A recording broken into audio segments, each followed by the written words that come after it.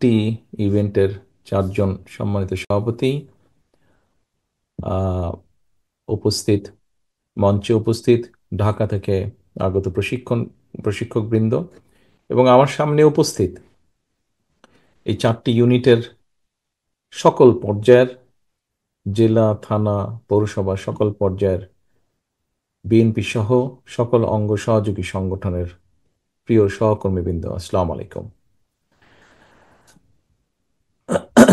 আমি প্রথমেই আজকে আপনাদের, যারা এই অনুষ্ঠানে সকাল থেকে এসেছেন, যোগদান করেছেন, আপনাদের প্রত্যেককে আমি আন্তরিক শুভেচ্ছা এবং ধন্যবাদ জানাচ্ছি আজকের এই অনুষ্ঠানে যোগদান করার জন্য। এই অনুষ্ঠানটি বা এই কর্মশালাটি একটি অত্যন্ত গুরুত্বপূর্ণ অনুষ্ঠান। দলীয় দৃষ্টিকোণ থেকে যদি আমরা বিবেচনা করি, দলীয় দৃষ্টিকোণ থেকে অবশ্যই এটা অত্যন্ত গুরুত্বপূর্ণ, কারণ আপনার দল, আমাদের দল, বাংলাদেশ জাতীয়তাবাদী দল আগামী দিনে দেশ এবং জাতিকে নিয়ে কি চিন্তা করছে, কোন বিষয়ে কি চিন্তা করছে, সেই বিষয়গুলো আমরা এখানে গুরুত্ব দিয়েছি এবং গুরুত্ব সহকারে আলোচনা করেছি, গুরুত্ব সহকারে তুলে ধরেছি, গুরুত্ব সহকারে আমরা সেগুলো নিয়ে চিন্তা ভাবনা পরিকল্পনা করছি। এই কথাগুলো এখানে আজকে আলোচিত হয়েছে এবং সে কারণেই এটি গুরুত্বপূর্ণ। এটি গুরুত্বপূর্ণ এই জন্য, এই পুরো 31 দফা এটি শুধু বিএনপিরই না, বিএনপি সহ আরও রাজনৈতিক দল, গণতান্ত্রিক রাজনৈতিক দল, গণতন্ত্রের পক্ষের শক্তি যে রাজনৈতিক দলগুলো, যারা সহ আমরা বিগত 16 বছর, 15 বছর ধরে আমরা আন্দোলন সংগ্রাম করেছি মানুষের রাজনৈতিক অধিকার আদায়ের জন্য, সেই সকল রাজনৈতিক দলগুলো একত্রিত হয়ে আমরা এই 31 দফা দিয়েছি। অর্থাৎ দেশের মানুষ, দেশ সম্পর্কে আমাদের সকলের চিন্তা ভাবনা, এই সকল দলগুলো কিভাবে ভাবছে এটি জনগণকে জানতে হবে এবং জানানোর একটি অন্যতম গুরুত্ব মাধ্যম হচ্ছেন আপনারা। এখন প্রিয় সহকর্মীবৃন্দ, কম বেশি এখানকার আলোচিত বিষয়গুলো সম্পর্কে আপনাদের কম বেশি একটি ধারণা আছে। কম বেশি এখানে বলেছেন, একজন সভাপতি সাহেব বলেছেন যে এটি আমরা কবে প্রথম দিয়েছি, কোন প্রেক্ষাপটে আমরা দিয়েছি, কম বেশি আপনাদের ধারণা আছে। আজকের এই যে আপনাদের সাথে আমি সংযুক্ত হবার পরে, তার আগেও বিভিন্ন আলোচনা হয়েছে, বিভিন্ন বিষয়ের আলোচনা হয়েছে, বিশেষ করে ঢাকা থেকে যারা প্রশিক্ষকবৃন্দ গিয়েছেন প্রত্যেকেই গুরুত্বপূর্ণ বিষয় আপনাদের সামনে তুলে ধরেছে। কিন্তু আজকে আপনারা যারা সামনে বসে আছেন আমার, অর্থাৎ এই ইউনিটগুলোর বিভিন্ন পর্যায় থেকে আপনারা যারা আসছেন, আপনারা আজকের সহ গতকালকেও 3টা ইভেন্টে, মানে 3টা ইউনিটের অনুষ্ঠানে আমি ছিলাম, তাদের সাথে কথা বলেছি। তার আগেও আমরা যখন মধ্যখানে কিছুদিন রোজা সহ বিভিন্ন কারণে কিছুদিন গ্যাপ ছিল আমাদের 31 দফা ওয়ার্কশপ বা এই ক্লাসটার, একটি গুরুত্বপূর্ণ বিষয় কিন্তু আমি খেয়াল করেছি। প্রিয় সহকর্মীবৃন্দ, আমি জানি না আপনারা খেয়াল করেছেন কিনা, মঞ্চে উপস্থিত আলোচকবৃন্দ, আমার ধারণা আপনারা নিশ্চয়ই, সবাই না হলেও কেউ কেউ অবশ্যই আপনারা খেয়াল করেছেন। আমরা যদি টিভি খুলি, টিভিতে যেই টক শোগুলি হচ্ছে সংস্কার বা রিফর্ম নিয়ে, আমরা যদি সরকারের বিভিন্ন ব্যক্তির বক্তব্য শুনি, আমরা বিভিন্ন রাজনৈতিক দলের কথাবার্তা শুনি, আলোচনা শুনি, আমরা সংস্কার বিষয়ে কি হবে যেই বিষয়গুলো, আমরা পয়েন্টগুলো দেখি, সেগুলা কিন্তু আহ, এক রকমের পয়েন্ট, যা অবশ্যই আমাদের 31 দফার মধ্যে আছে, যা আমরা বলেছি, কিন্তু ঘুরে ফিরে কতগুলো একটা জায়গার মধ্যে একই কতগুলো বিষয় নিয়ে আলোচনা আছে। কিন্তু আপনারা যারা বিভিন্ন গ্রাম থেকে এসছেন, বিভিন্ন পৌরসভা থেকে এসছেন, বিভিন্ন থানা বা উপজেলা থেকে এসছেন, আপনারা যারা প্রত্যেক দিন প্রত্যহ সাধারণ প্রান্তিক মানুষ বলতে যাদেরকে বোঝায়, তাদের সাথে যারা উঠা বসা করছেন, আপনারা আলোচনা করেছেন যাতায়াত ব্যবস্থা নিয়ে, যা জনগণের একটি চিন্তার বিষয়, প্রান্তিক সাধারণ মানুষ বলতে যাদেরকে বোঝায়। আপনারা আলোচনা করেছেন স্বাস্থ্য খাত নিয়ে, যা সাধারণ মানুষের কনসার্ন। আপনারা আলোচনা করেছেন পানি সমস্যা নিয়ে বা তিস্তা নিয়ে, যা সাধারণ মানুষের কনসার্ন। আপনারা আলোচনা করেছেন শিক্ষা নিয়ে, যা সাধারণ মানুষের প্রাত্যহিক চিন্তা ভাবনা। আপনারা আলোচনা করেছেন কৃষি নিয়ে। স্বাভাবিকভাবেই বাংলাদেশের ম্যাক্সিমাম মানুষ কৃষি পেশার সাথে জড়িত। প্রতিদিন উঠতে বসতে বহু কৃষক বা কৃষির সাথে সম্পর্কিত মানুষের সাথে আপনাদের দেখা সাক্ষাৎ কথাবার্তা হয়। আপনারা আলোচনা করেছেন কর্মসংস্থান নিয়ে, যা সাধারণ মানুষের একটা মাথা ব্যথার কারণ, কোটি কোটি মানুষের। আপনারা আলোচনা করেছেন নার্স ট্রেনিং নিয়ে। একজন বোন এখানে বলেছেন, সুলতানা নামে একজন বলেছেন, স্বাভাবিকভাবে নারীদের একটি একটি একটি কর্মসংস্থান বা বিষয়ে আলোচনা করেছেন। আপনারা আলোচনা করেছেন, সেটি উত্তর অঞ্চল হিসাবেই হোক, সামগ্রিক দেশ হিসাবে হোক, এলাকার উন্নয়ন নিয়ে। খুব কম সংখ্যক মানুষ আপনারা আলোচনা করেছেন 70 অনুচ্ছেদ। খুব কম সংখ্যক মানুষ আপনারা আলোচনা করেছেন আমাদের 31 দফার দ্বিতীয় রেইনবো নিয়ে, অথবা আপনারা আলোচনা করেছেন অন্য পলিটিক্স, নারী আসন বা অন্য কিছু নিয়ে। অর্থাৎ দেখুন একটি জিনিস চিন্তা করে, এখানে আলোচনার মেজরিটি, সিংহভাগ অংশ হচ্ছে মানুষের সমস্যা নিয়ে, মানুষের সুবিধা অসুবিধা নিয়ে। কিন্তু আমরা যদি রিফর্ম বা সংস্কার নিয়ে সরকার বলুন, বিভিন্ন ব্যক্তিবর্গের বিভিন্ন কথাবার্তা বলুন, তার মধ্যে কিন্তু আপনাদের সিংহভাগ মানুষ যেগুলো জানতে চেয়েছেন, বলতে চেয়েছেন, তা কিন্তু সেভাবে আসে না। বেশ একটি ইন্টারেস্টিং বিষয়, নিশ্চয়ই খেয়াল করেছেন। প্রিয় সহকর্মীবৃন্দ, বাংলাদেশ জাতীয়তাবাদী দল বিএনপি এর প্রতিষ্ঠাতা শহীদ রাষ্ট্রপতি জিয়াউর রহমান, এর নেত্রী দেশনেত্রী বেগম খালেদা জিয়া। আমরা দেখেছি এই মানুষগুলো যখন দেশ পরিচালনার সুযোগ পেয়েছেন, দায়িত্ব পেয়েছেন, তখন মূল জোর দিয়েছেন, গুরুত্ব দিয়েছেন দেশ পরিচালনায় কিভাবে মানুষের শিক্ষার সমস্যার সমাধান করা যায়, স্বাস্থ্যের সমস্যার সমাধান করা যায়, যাতায়াতের সমস্যার সমাধান করা যায়, নিরাপত্তার সমস্যার সমাধান করা যায়, কিভাবে উৎপাদন, কৃষির উৎপাদন বাড়ানো যায়, এইসব ব্যাপারে তারা জোর দিয়েছেন। হ্যাঁ, বিএনপি সময়, শহীদ জিয়ার সময় নারীদের আসন সংখ্যা বৃদ্ধি করা হয়েছে, সংবাদপত্রের স্বাধীনতা নিশ্চিত করা হয়েছে, এইরকম আরো অনেকগুলো কাজ করা হয়েছে।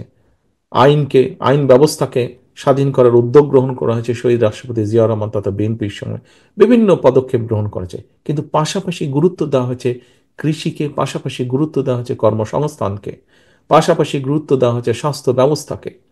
এরকম আরো অনেকগুলো ব্যবস্থা, যেগুলো, যে ব্যবস্থাগুলো, যে বিষয়গুলো প্রতিদিন মানুষের জীবনের সাথে সম্পর্কিত। প্রিয় সহকর্মীবৃন্দ, আমাদের লক্ষ্য, রাজনীতির লক্ষ্য, আমাদের রাজনীতির উদ্দেশ্য, আমরা বলতে আমি বোঝাচ্ছি এই মুহূর্তে বাংলাদেশ জাতীয়তাবাদী দল। উদ্দেশ্য হচ্ছে দেশ এবং এই দেশের মানুষ। কিভাবে কোন কাজটি করলে একজন সাধারণ মানুষ, সে শিক্ষক, প্রাইমারি স্কুলের শিক্ষক হোক, সে একজন কৃষক হোক, সে একজন ছোট ব্যবসায়ী হোক, বা যে পেশারই হোক না কেন, সে আজ যেমনই আছে আগামীকাল যাতে একটু বেটার থাকে, ভালো থাকে, তার ভবিষ্যৎটা যাতে একটু ভালো হয়, তার পরিবারের ভবিষ্যৎ, তার সন্তানদের ভবিষ্যৎ যাতে আগামী দিন আরেকটু ভালো হয়। আমাদের রাজনীতির মূল বিষয় এটাই। হ্যাঁ, রাজনীতির সাথে আরো অনেক বিষয় আসবে। আমরা উচ্চকক্ষ নিয়ে, 70 অনুচ্ছেদ নিয়ে, নারীর আসন সংখ্যা বৃদ্ধি নিয়ে আরো এরকম বিভিন্ন কিছু আলাপ করেছি। আমরা প্রধানমন্ত্রী, প্রেসিডেন্টের ক্ষমতার ভারসাম্য নিয়ে আলোচনা করেছি, বিভিন্ন বিষয় নিয়ে আলোচনা করেছি। কিন্তু এই বিষয় এখানে আসেনি। এখানে এসছে, এসছে খুবই কম। যা এসছে তার তুলনায় সংখ্যা অত্যন্ত কম। দেশের বৃহৎ জনগোষ্ঠী, আজ আমার মনে হয় ব্যক্তিগতভাবে আপনারা অধিকাংশ মানুষ যে বিষয়গুলো আলোচনা করেছেন, দেশের বৃহৎ জনগোষ্ঠী চিন্তা, চেতনা, ভাবনা, চাওয়া পাওয়া খুব সম্ভব বোধহয় এগুলো। নাহলে আপনারা কেন এগুলো নিয়ে বেশি আলোচনা করলেন? কৃষি নিয়ে কয়েকজন আলোচনা করেছেন, পরবর্তীতে কর্মসংস্থান নিয়ে কয়েকজন আলোচনা করেছেন, এলাকার উন্নয়ন, শিল্প নিয়ে, কর্মসংস্থান, বেকার সংস্থান, এগুলা নিয়ে অনেকেই কয়েকবার করে আলোচনা করেছেন প্রত্যেকটি অনুষ্ঠানে। নিশ্চয়ই এইগুলোই দেশের মানুষের চাওয়া। প্রিয় সহকর্মীবৃন্দ, আজকে আপনাদেরকে এই কর্মশালা অনুষ্ঠানে আমি আপনাদেরকে আহ্বান জানাবো। আমি আপনাদের সহকর্মী হিসাবে আপনাদেরকে অনুরোধ করব যে আজকের এই কর্মশালার যে আলোচনা সারাদিন ব্যাপী আপনারা কষ্ট করে এসেছেন। সকালে ঘুম থেকে ওঠার পরে আমি ভিডিও দেখলাম যে বিভিন্ন তিন অনুষ্ঠানে নেতাকর্মীরা আসছেন, আপনারা যোগদান করছেন, আপনারা আপনাদের কার্ড সংগ্রহ করছেন, আপনারা এখানে ঢুকছেন। কেন?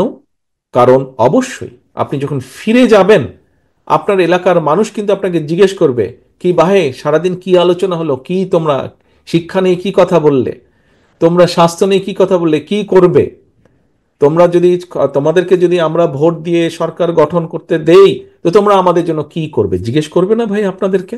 আপনাদের প্রত্যেককে এলাকার মানুষ, পরিচিত পরিজন আপনাদেরকে জিজ্ঞেস করবে যে কি আলাপ আলোচনা হলো তোমাদের বিএনপির এই মিটিংয়ে। প্রিয় সহকর্মীবৃন্দ, আসুন আমরা সকলে মিলে আজকে এখানে যেই আলোচনাগুলো করেছি এই আলোচনাগুলো আমরা আজকে এইখানে সীমাবদ্ধ না রাখি।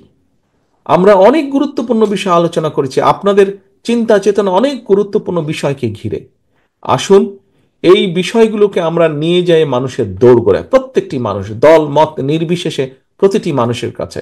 আপনার যদি মনে হয় এই মানুষটি তো এর আগে আমাকে ভোট দেয়নি, আমার দলকে ভোট দেয়নি, আমার দলের প্রতীকে ভোট দেয়নি, তার কাছে আমি যাব না, দয়া করে এই চিন্তাটি করবেন না। আপনি যান তার কাছে। এমনও তো হতে পারে আপনি যখন তার সামনে আপনার 31 দফার চিন্তা ভাবনা চেতনা আপনি তুলে ধরবেন, সে তো তার সিদ্ধান্ত পাল্টাতেও পারে। পাল্টাবে না? এরকম বহু মানুষ তো পাল্টেছে। কাজেই আপনি তার কাছে যান। প্রিয় সহকর্মীবৃন্দ, আমি প্রায় একটি কথা বলি, আমাদের রাজনীতির মূল পুঁজি কে? জনগণ, জনগণের সমর্থন। একজন রাজনৈতিক কর্মী হিসাবে আপনাকে সবচেয়ে আনন্দ দেয় কোন বিষয়টি? যদি আপনি মিছিলে থাকেন, আপনি যদি দেখেন আপনার মিছিলটা পিছনে অনেক বড় অনেক লম্বা, আপনাকে কি সেটা আনন্দ দেয় না? আপনাকে কি সেটা খুশি করে না? ঠিক একইভাবে আপনি যখন জনসভা করেন, যখন দেখেন যে আপনার প্রত্যাশার চেয়ে আপনার জনসভাটি বড় হয়েছে, অনেক অধিক সংখ্যক মানুষ দল মত নির্বিশেষে বিভিন্ন মানুষ আপনার জনসভায় এসছে, সেটি কি আপনাকে আনন্দিত করে না? সেটিও আপনাকে আনন্দিত করে। এখন প্রিয় সহকর্মীবৃন্দ, অর্থাৎ মানুষের সমর্থন। আমরা যখন বিভিন্ন সময় আগে যখন আমরা নির্বাচনে অংশগ্রহণ করেছি, যখন আপনার প্রার্থী আপনার দলের প্রার্থী যখন অন্য দলের প্রার্থী থেকে বেশি ভোট পায়, ভোটের পার্থক্য যখন বেশি থাকে, সেটি কি আপনাকে আনন্দিত করে না? সেটি আপনাকে আনন্দিত করে। এবং আমরা সব সময় সেটি চাই। একজন রাজনৈতিক দলের সদস্য হিসাবে, একজন রাজনৈতিক কর্মী হিসাবে আমরা কি চাই? আমরা চাই যে আমাদের মিছিলটি বড় হবে, আমরা চাই যে আমাদের জনসভাটি বড় হবে, আমরা চাই আমার প্রার্থী দলের প্রার্থী যে কোনো নির্বাচনে অন্য প্রার্থী থেকে অনেক বেশি ভোট পাবে, জয়যুক্ত হবে। সহকর্মীবৃন্দ, এখানে একজন সহকর্মী কিন্তু একটি কথা বলেছিলেন তার বক্তব্যে, যে অনেক আগে আমি বলেছিলাম, খুব সম্ভব বোধহয় আমাদের যুব দলের এক নেতা এখানে বলেছিলেন যে বিভিন্ন রকম প্রোপাগান্ডা হচ্ছে আমাদের বিরুদ্ধে, মিথ্যে প্রোপাগান্ডা হচ্ছে সোশ্যাল মিডিয়াতে, তো কিভাবে কি করব। সহকর্মী, এই ব্যাপারে আপনাদেরকে আমি 8 মাস আগে 7 মাস আগে আমি আপনাদেরকে সচেতন করেছিলাম, দেশব্যাপী আপনাদের সাথে আলোচনা হয়েছিল, সচেতন করেছিলাম।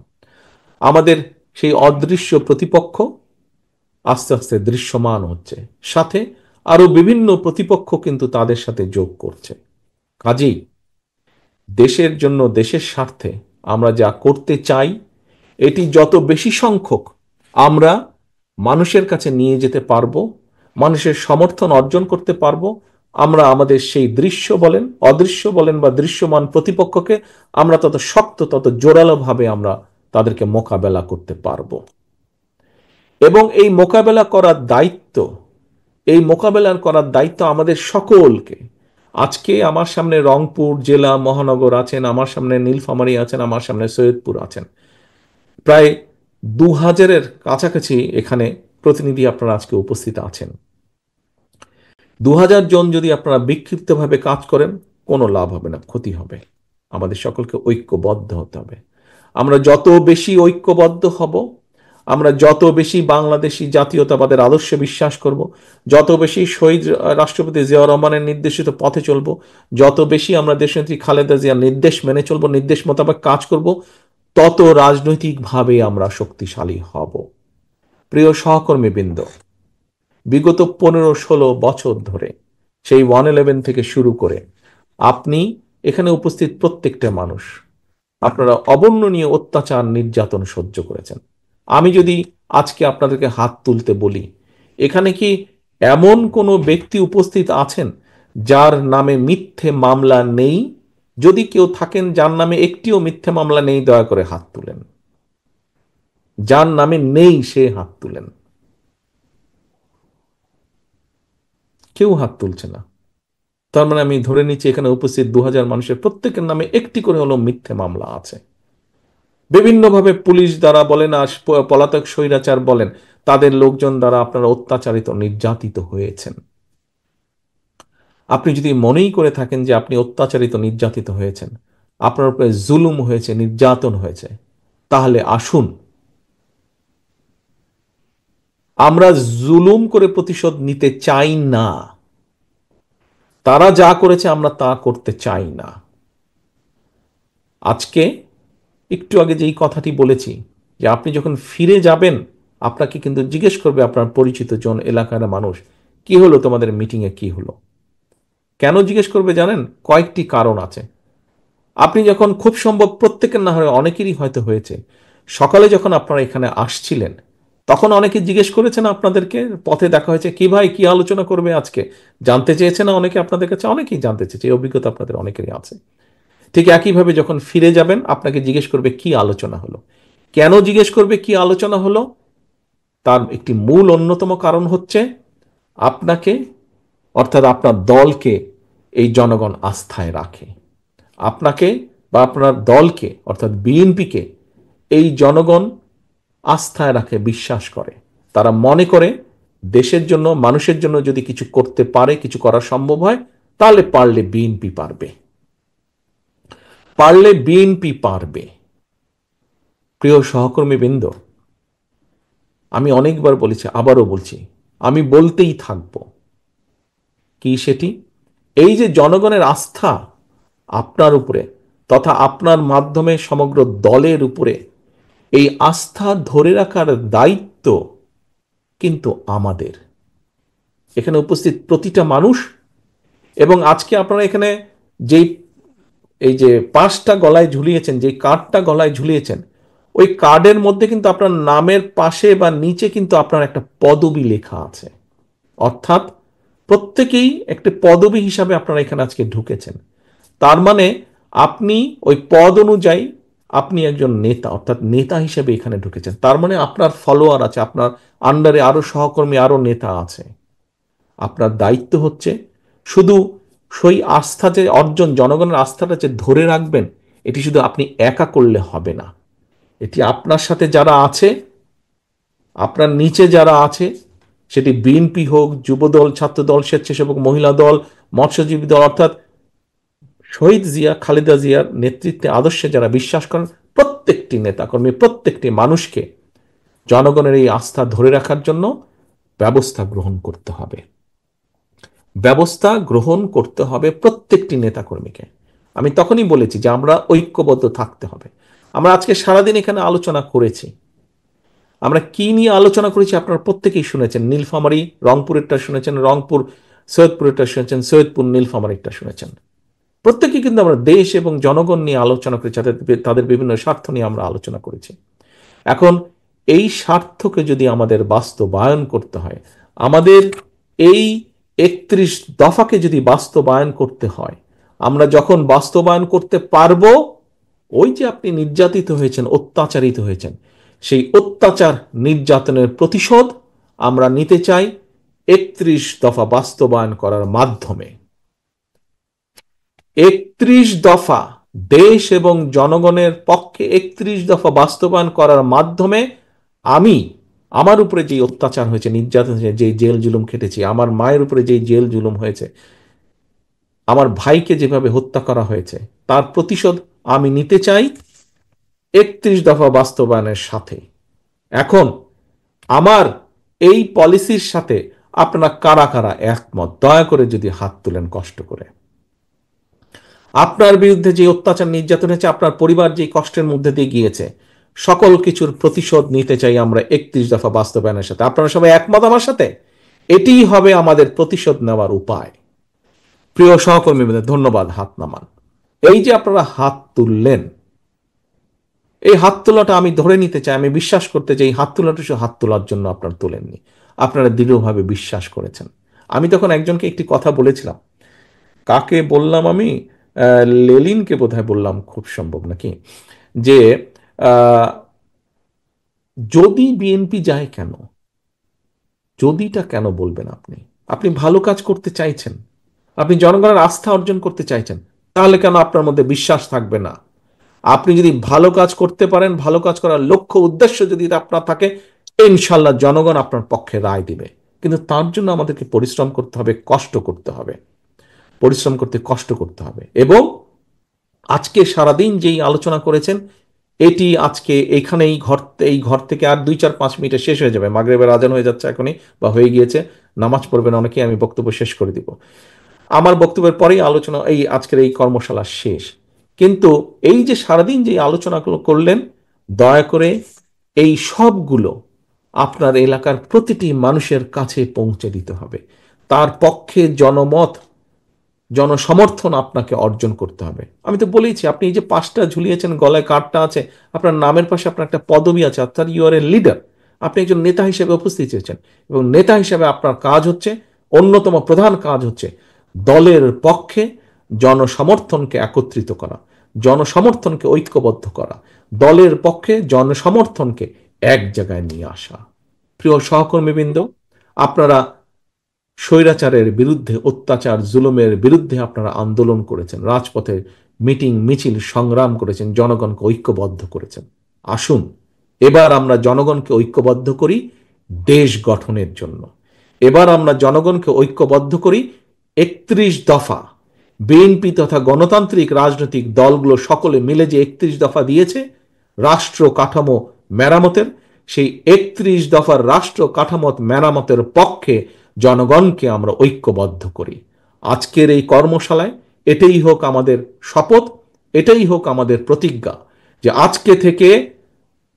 আজকে থেকে আগামী জাতীয় নির্বাচন পর্যন্ত আমরা প্রতিটি শহীদ জিয়া, খালেদা জিয়ার প্রতিটি কর্মী আমরা 31 দফার পক্ষে আমরা জনগণকে ঐক্যবদ্ধ করব।